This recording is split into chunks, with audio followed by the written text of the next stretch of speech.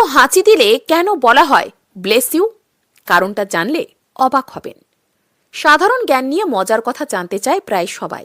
এমন অনেক তথ্য রয়েছে যা আপনাকে অবাক করতে পারে। আজ আমরা আপনাদের জন্য নিয়ে এসেছি সাধারণ জ্ঞানের এমনই কিছু তথ্য যেগুলো জানলে আপনি অবাক হবেন। হাতি একমাত্র প্রাণী যে লাফ দিতে পারে না।